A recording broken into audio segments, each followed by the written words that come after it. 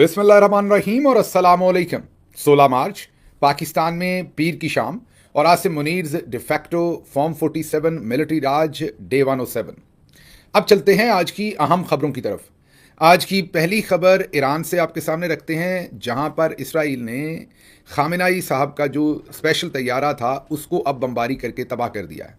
Israel का इल्ज़ाम यह है कि इस तैयारे के ऊपर जंगी लेन देन हो रहा था और तमाम जो मदद उनको मिल रही थी, इशारा मेरा ख्याल रूस की तरफ और चाइना की तरफ था, वो इस तैयारे से मिल रहा था, इसलिए हमने इस तैयारे को निशाना बनाया है और इसको तबाह कर दिया है। मतलब इसराइल किस हद तक पहुंच रहा है कि जो सिविलियन यूज़ के तैयारे हैं, जाहिर है जो खामेनेई साहब का तैयारा है उससे कोई बमबारी तो नहीं होगी, तो कोई फाइटर प्लेन तो नहीं होगा, लेकिन अब इसराइल ने मेहराबाद हवाई अड्डे पर खड़े इस तैयारे को जो अली खामेनेई शहीद के इस्तेमाल में था, और अब जाहिर है मुश्तबा खामेनेई उसको इस्तेमाल करते आने वाले दिनों में उसको वहां पर तबाह कर दिया है। यह खबर तो हो गई इसराइल की कार्रवाई जो उन्होंने ईरान के सुप्रीम लीडर के जहाज पर की, उस पर हमला किया, उसको तबाह किया। अब चलते हैं आज की असल खबर की तरफ। आज की असल खबर है सदर ट्रंप का गमो गुस्सा। वो अपना पेशेंस भी लूज कर गए हैं और अपना कंपोजर भी। पहले तो उन्होंने यूरोप को धमकियां दी, वो भी बताते हैं आपको आगे चल के। फिर उन्होंने अमेरिकी मीडिया को धमकियां दी, वो हम आपको पिछले व्लॉग में बता चुके। अगर आपने नहीं देखा तो देखिएगा तफसील से, आपको पता चलेगा कि वहां भी सदर ट्रंप जो हैं वो अब आसिम मुनीर वाली कार्रवाइयां करना चाहते हैं और मीडिया को ज़बरदस्ती अपने कंट्रोल में लाना चाहते हैं। अब दोनों को धमकी देके जब काम ना चला तो फिर सदर ट्रंप ने चाइना को धमकी दी है। अब सदर ट्रंप ने फाइनेंशियल टाइम्स को एक इंटरव्यू देते हुए कहा कि अगर चाइना ने अपने जहाज आबनाए हरमुज़ में ना भेजे, मतलब आबनाए हरमुज़ को खुलवाने के लिए चाइना ने हमारी मदद ना की, तो फिर मैं सदर शी के साथ जो उनकी प्लान मीटिंग है आने वाले दिनों में उसे कैंसिल कर दूंगा। जी हाँ, अपनी तरफ से एक मेजर धमकी उन्होंने चाइनीज़ प्रेसिडेंट को भेजी है और ये फाइनेंशियल टाइम्स के साथ उनका जो इंटरव्यू है उसमें से ये रिपोर्ट हो रहा है। उसके जवाब में जब चाइनीज़ वजारत खारजा से ये सवाल पूछा गया कि सदर ट्रंप कहते हैं कि वो सदर शी के साथ अपनी मीटिंग कैंसिल कर देंगे अगर आपने अपने जहाज़ वहां ना भेजे, तो उस पर चाइना का बहुत ही कोल्ड किस्म का रिस्पॉन्स था, या कहिए सीधा किस्म का जवाब था। वो ये था कि हम चाहते हैं कि खित्ते में जंग बंद हो जाए और तमाम फरीक जो हैं वो जंग बंद कर दें। मतलब कि चाइना ने भी वाजे कोरा चट्टा जवाब दे दिया कि हमने अपने जहाज़ वहां नहीं भेजने। जब उनसे कहा गया कि सदर शी के साथ उनकी मीटिंग कैंसिल हो जाएगी, तो उन्होंने कहा कि ये मीटिंग दोनों मुल्कों के लिए अहम है। मतलब उन्होंने कहा कि अगर कैंसिल होगी तो इसमें अमेरिका का भी नुकसान है, सिर्फ हमारा नहीं है। चाइना ने बहुत ही सीधा अपना जो रिएक्शन था वो इसके ऊपर रख दिया। मतलब कि चाइना इस सारे मामले में कहीं पर भी आने का कोई सिग्नल सदर ट्रंप को नहीं दे रहा। आगे सदर ट्रंप की जो स्टेटमेंट है वो तो अब सबको पता चली गई है। जो उन्होंने कहा है कि जो नेटो है उसको कॉन्सिक्वेंसेस फेस करने पड़ेंगे, नेटो को नताइज भुगतना पड़ेंगे अगर नेटो ने हमारे साथ कॉपरेशन ना किया और आबनाए हरमुज़ को ना खुलवाया। सीधी धमकी है पूरे यूरोप को सदर ट्रंप की तरफ से कि आप हर सूरत अपने जहाज़ भेजें, अगर आपने जहाज़ ना भेजे तो आपका मुस्तकबिल बहुत तारीख होगा। उन्होंने कहा कि बहुत ही बुरा फ्यूचर होगा, ये सब कुछ जो है बहुत बुरे नताइज लाएगा। मतलब सीधी खुल के जितनी धमकियां ईरान को दे रहे हैं उससे तकरीबन आधी धमकियां अब वो यूरोप को देना भी शुरू हो गए हैं। ये उनकी जो स्टेटमेंट है ये भी फाइनेंशियल टाइम्स के साथ उनका जो इंटरव्यू है उसमें से रिपोर्ट हो रही है। अब आगे सुन लीजिएगा। सदर ट्रंप कहते हैं कि हमने हमेशा नेटो ममालिक की मदद की, यूक्रेन पर मदद कर रहे हैं, देखूंगा कि आबनाए हरमुज़ खुलवाने में कौन मदद नहीं करता। वो ये नहीं कह रहे करें, आप उससे आगे निकल गए, वो कह रहे हैं कि मैं देखूंगा जो मदद नहीं करता, उसका इलाज करूंगा। हमने ईरान को बर्बाद कर दिया, इसकी अस्करी कुव्वत ख़त्म कर दी, लेकिन इसके बावजूद हम स्ट्रेट ऑफ हॉर्मुज़ नहीं खोल पा रहे। ये लफ्ज़ उनका नहीं है, ये स्ट्रेट ऑफ हॉर्मुज़ हम नहीं खोल पा रहे, तो मैं ऐड कर रहा हूँ। वो ये कह रहे हैं कि हमने ईरान को बर्बाद कर दिया, उसकी अस्करी कुव्वत ख़त्म कर दी। सिर्फ हमारा नहीं, दुनिया के बाकी मुल्कों का तेल भी वहाँ से गुजरता है, वो सब मिलकर हमारी मदद करें। सदर ट्रंप का जाहिर है एक तरफ तो धमकी, दूसरी तरफ मिन्नत तरला है सारे मुल्कों का। वो कर रहे हैं कि सिर्फ हमारा तेल तो नहीं वहाँ से गुजरता, आप सबका भी गुजरता, आप आएँ, हमने उनको बर्बाद कर दिया है लेकिन स्ट्रेट ऑफ हॉर्मुज़ हम नहीं खोल पा रहे, उसके लिए आप सब तशरीफ़ लाएँ। तो अब एक तरफ सदर ट्रंप जो हैं वो चाइना को धमकी दे रहे हैं, अमेरिकी मीडिया को धमकी दे रहे हैं और नेटो को और यूरोप को धमकी दे रहे हैं, और दूसरी तरफ मिन्नत तरला भी कर रहे हैं, वजह भी बता रहे हैं कि यार तुहाडा सारिਆਂ ਦਾ तेल भी है, खुदा दा वास्ता आ जाओ। मतलब सदर ट्रंप अब हर हीला बहाना इस्तेमाल कर रहे हैं क्योंकि उनको इस बात का पता चल गया है कि अगर वो स्ट्रेट ऑफ हॉर्मुज़ ना खुलवा सके तो ये पूरी दुनिया के सामने जो उनकी बदमाशी थी, स्पेशली जो गल्फ कंट्रीज़ ने इतना बड़ा बड़ा माल पानी दे रखा था और वहाँ अमरीकी अड्डे थे और वो समझते थे कि इन अड्डों की वजह से हम मुकम्मल तौर पर महफूज हैं, वो सब उजारादारी जो है वो आने वाले दिनों में ख़त्म हो जाएगी। इसलिए अब सदर ट्रंप ये जंग तो शुरू कर बैठे हैं।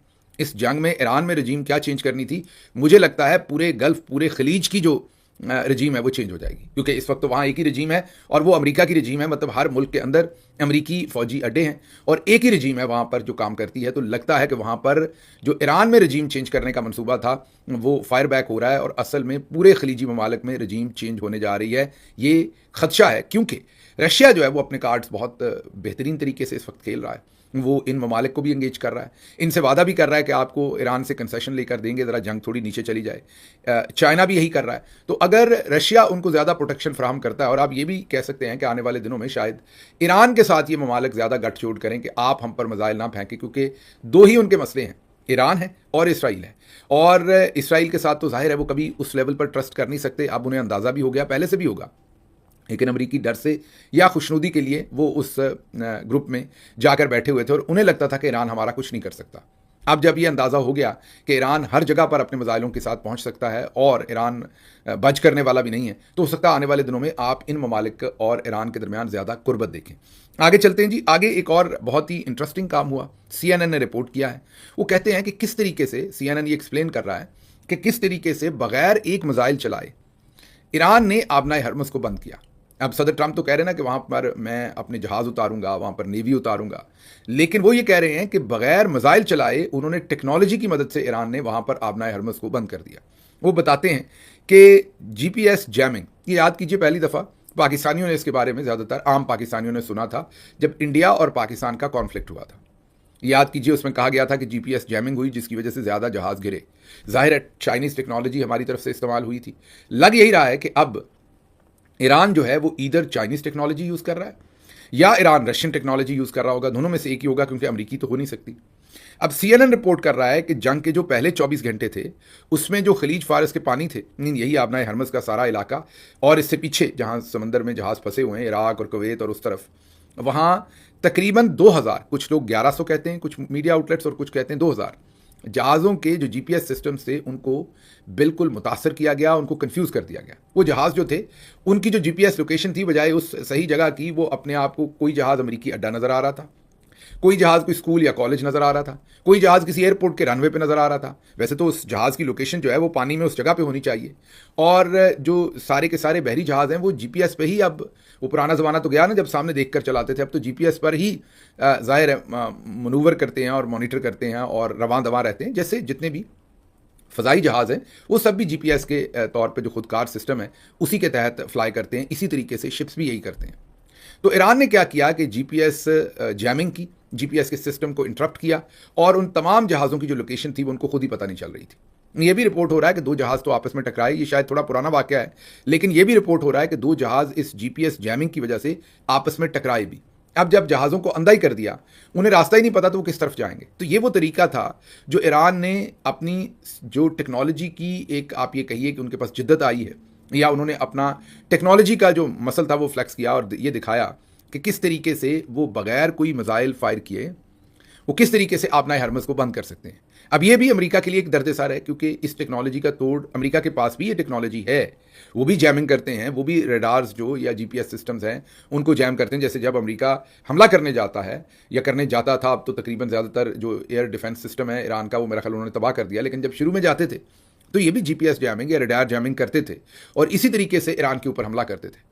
अब जो अमेरिका करता था, ईरान वही वहाँ पर शिप्स के साथ कर रहा है, और शिप्स को जब तक ये सारे मामलात ठीक नहीं होते, एक तरफ तो सिक्योरिटी का मसला है कि ड्रोन्स आके हिट करते हैं, मिसाइल हिट करते हैं, दूसरी तरफ GPS जैमिंग का मसला है। 8 फरवरी को सिर्फ एक दिन में UAE, कतर, अमान और ईरान के पानियों में 1100 से ज़ायद तजारती बहरी जहाज़ GPS मुदाखलत का शिकार हुए और 24 घंटों में 21 नए जैमिंग क्लस्टर और अगले दिन 38 क्लस्टर जो है वो शनाख्त किए गए। फ्रांस 24 कह रहा है कि इतने ज़्यादा हमले जो हैं वो सिर्फ 28 फरवरी को एक दिन में GPS जैमिंग पर हुए।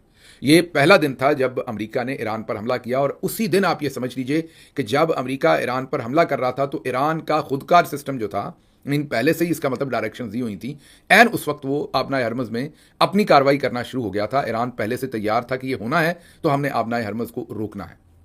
अब ज़रा आगे चलते हैं। अगली खबर जो है वो अमेरिकी सदर का जो मुकालमा है मीडिया के साथ वो है। अमेरिकी सदर डोनाल्ड ट्रंप का कहना है कि ईरान इस वक्त मीडिया की जंग जीत रहा है, लेकिन उनके मुताबिक वजह जाली खबरें और AI से बनाई गई वीडियोज़ हैं। सदर ट्रंप ने वॉल स्ट्रीट जर्नल की खबर को झूठ करार दिया, जिसमें कहा गया कि सऊदी अरब में 5 अमेरिकी फ़ज़ाई रीफ्यूलिंग टैंकर्स जो हैं, जहाज़ जो फ़ज़ा में रीफ्यूल करते हैं फाइटर जेट्स को, वो निशाना बने हैं या उनको नुकसान हुआ है या वो तबाह हुए हैं। वो कहते हैं ये झूठी खबर है। उसके बाद उन्होंने ये भी कहा कि जब उन्होंने ईरानी जो डिफरेंट चैनल्स हैं, उन्होंने ABC न्यूज़ के ऊपर इल्ज़ाम लगाया, अमेरिकी बड़ा चैनल है, उन्होंने कहा कि ईरान के अंदर 2.5 लाख लोग दिखा दिए इन्होंने कि वो अली खामेनाई की शहादत पर उनकी हमायत में निकले। उन्होंने कहा मैं हैरान हो गया, मेरे ख्याल में तो ईरान की आवाम जो थी वो इस मौजूदा जो सिस्टम है ईरान के अंदर इसके खिलाफ थी।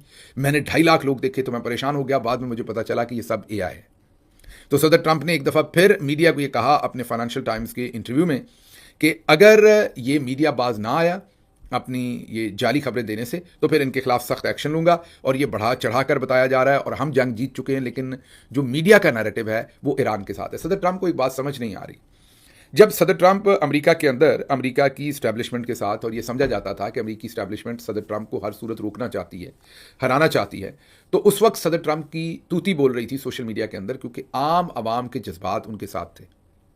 अब सदर ट्रंप को ये बात समझ नहीं आ रही कि पूरी दुनिया के अंदर जो आम आवाम है या इवन आम हुकूमतें हैं, उन सबके जज्बात जो हैं वो ईरान के साथ हैं। ये वजह है, AI वजह नहीं है, मीडिया का रोल वजह नहीं है, ये सोशल मीडिया है जिसकी वजह से आम आवाम की जो राय है ईरान के खिलाफ भी ज़ाहिर है मीडिया उतनी ही खबरें दे रहा है, लेकिन लोग उसे सोशल मीडिया पर पैडल नहीं कर रहे। शायद जो लेगेसी मीडिया है वो तो आपके कंट्रोल में है, उसके मुताबिक तो आपने ईरान को फना कर दिया, ईरान की जो रजीम है आपके मुताबिक वो ईवल है वहाँ पर, लेकिन लोग उसको बाय नहीं कर रहे। लोग उस चीज़ को बाय कर रहे हैं जो लोगों के दिल की आवाज़ है, इसलिए वो रेजोनेट ज़्यादा हो रही है। और सदर ट्रंप को अब समझ नहीं आ रही, शायद वो पहली दफ़ा जब से वो हुकूमत में आए हैं मीडिया के इतना अगेंस्ट उनको खड़ा होना पड़ा है।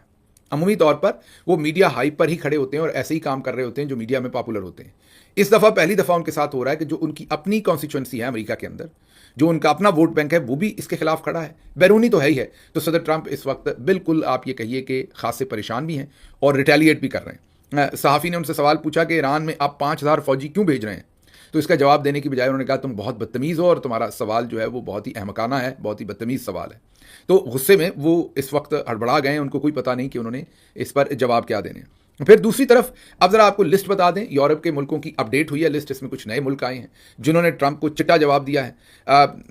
जो उनके इत्तेहादी हैं, ऑस्ट्रेलिया, जापान और बरतानिया, तीनों ने अब खुल के स्टेटमेंट्स दिए हैं कि हमने इसका हिस्सा नहीं बनना, हमने आबनाए हरमज़ में अपने जहाज़ नहीं उतारने।